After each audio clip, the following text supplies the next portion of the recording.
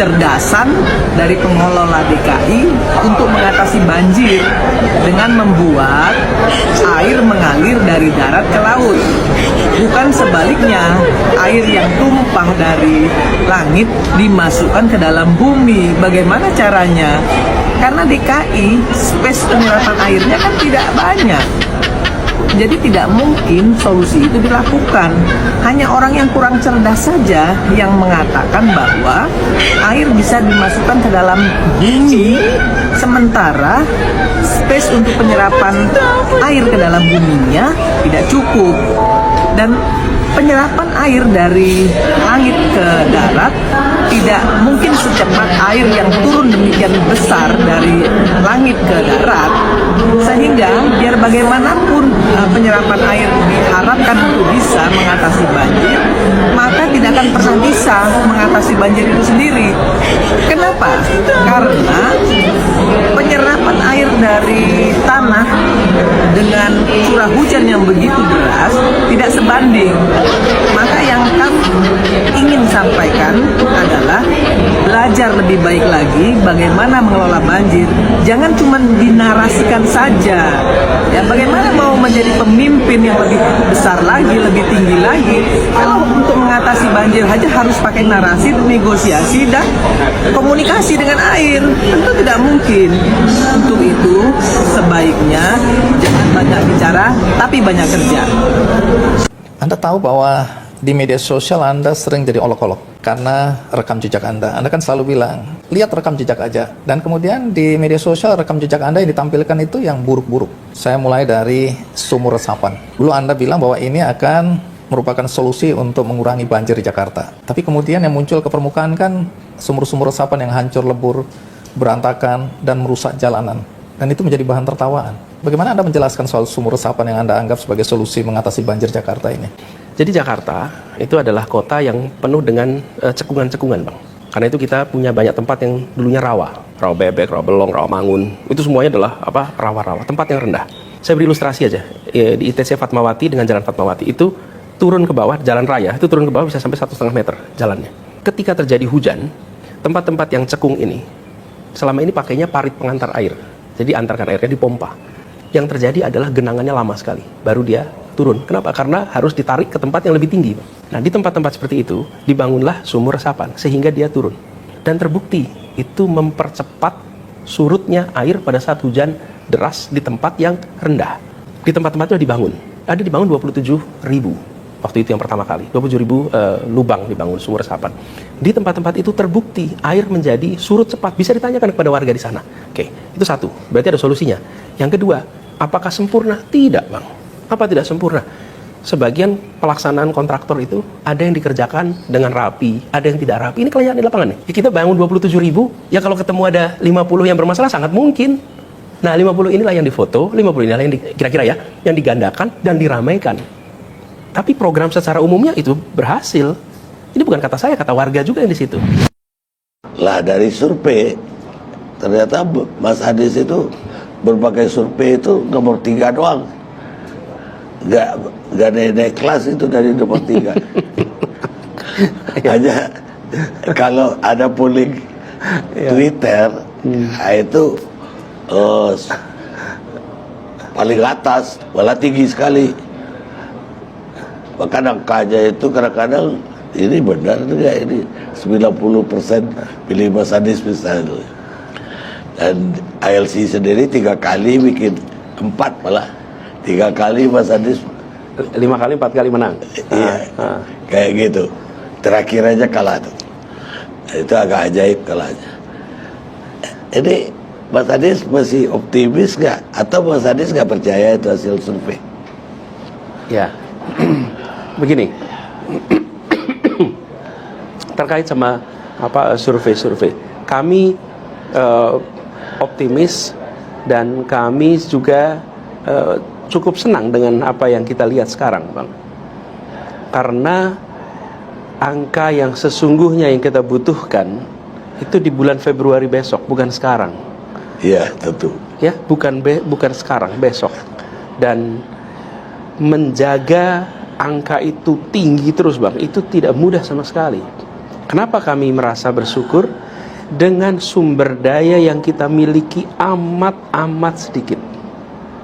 Amat sedikit. Dengan apa yang kita kerjakan secara logistik sangat sedikit.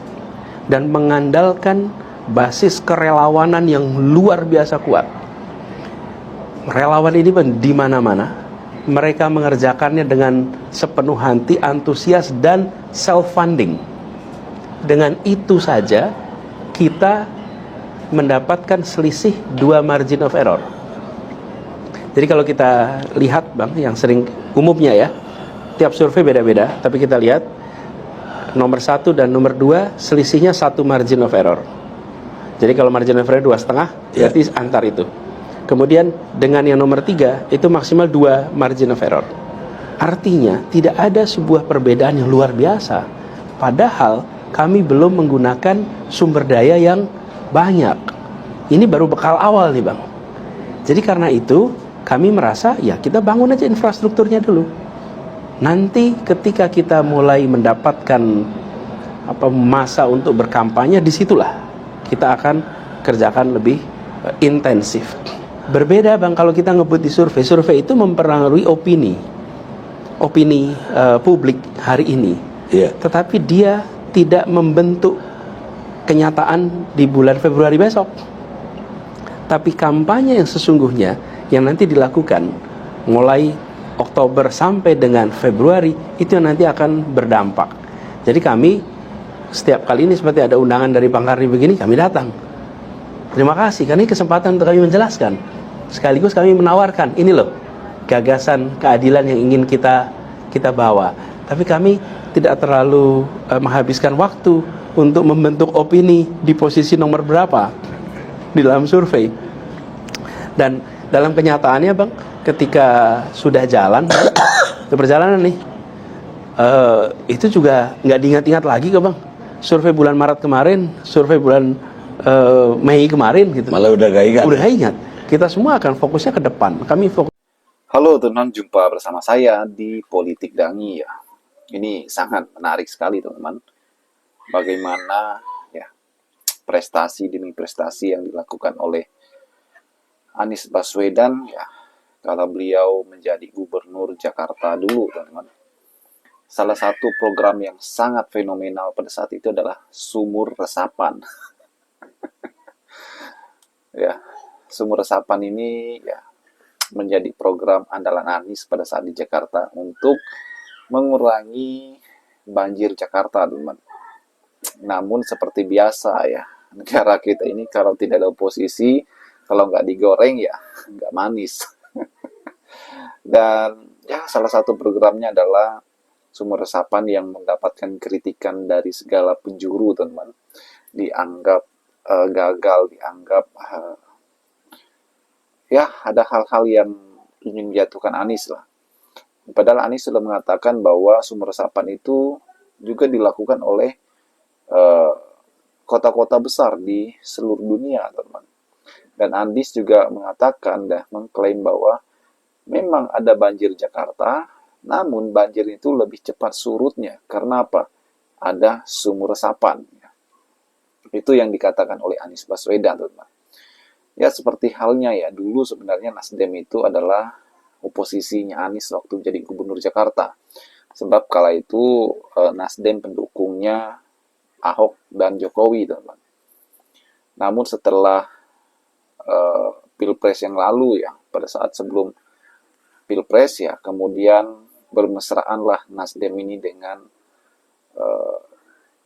kubunya Anies Baswedan, teman-teman ya. Akhirnya Nasdem mendukung Anies.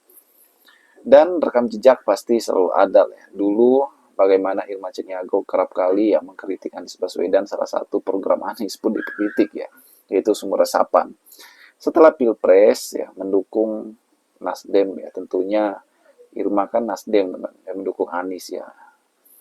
Kemudian pada saat selesai Pilpres Irma ini kembali beberapa kali terlihat menyindir Anies, teman-teman. Menyerang Aniesnya. Ini menjadi pertanyaan, apakah dulu di Pilpres, jangan-jangan Irma ini apakah mendukung menyoblos Anies atau tidak? Sebab ia terlihat sekali teman-teman ya, sebelum Pilpres mengkritik Anies, setelah Pilpres mengkritik Anies juga ya kan. Ini kan menjadi tanda tanya besar teman-teman ya. Sebab waktu itu ya sebenarnya Anies dan Surya Paloh itu sangat dekat ya. Beliau juga adalah bisa dikatakan orang yang membangun yang bersama dengan Surya Paloh Nasdem kala itu. Bagaimana menurut kalian?